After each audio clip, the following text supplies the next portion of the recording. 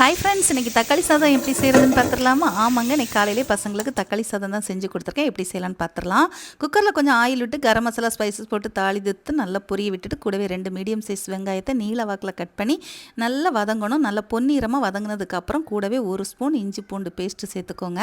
கூடவே பார்த்திங்கன்னா ஒரு 3 பச்சை மிளகாவும் சேர்த்து இதனோட சேர்த்து மொத்தமாக வதக்கிட்டேன். புதினா இலைகள், மல்லி இலைகள், முக்கியமாக இந்த 2 போட்டால் தான் நல்ல டேஸ்ட்டு கிடைக்கும். நல்லா வதக்கிட்டு கூடவே 3 தக்காளி பழத்தை நீல வாக்கில் கட் பண்ணி அதையும் நல்லா வதக்கியாச்சு. இதனோட மஞ்சள் தூள், மிளகாத்தூள், கொஞ்சமாக மல்லித்தூள், இது கூடவே கடைசியாக பார்த்திங்கன்னா கறி மசால் தூள் சேர்த்து நல்லா வதக்கியாச்சு.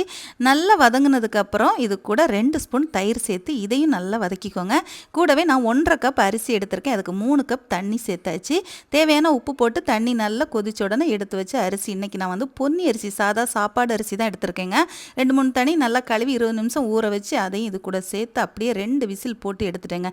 இறக்குன உடனே பார்த்திங்கன்னா அந்த குக்கர் சூட்லேயே மேலால் ஒரு 2 ஸ்பூன் நெய்யை விட்டு அப்படியே கலரணும். சூப்பராக உதிரி அப்படியே பிரியாணி ஸ்டைலில் ரொம்ப டேஸ்ட்டாக இருக்கும். நீங்களும் ட்ரை பண்ணி பாருங்கள். இல்லை நீங்களும் இந்த மாதிரி தான் ட்ரை பண்ணுவீங்களா? மறக்காமல் கமெண்ட் பண்ணுங்கள். இது கூட நான் வந்து நாட்டுக்கோழி முட்டையும் ஆனியன் ரைத்தாவும் பிள்ளைங்களுக்கு செஞ்சுருக்கேன். எல்லாருக்குமே லஞ்ச் பாக்ஸ் எடுத்தாச்சு.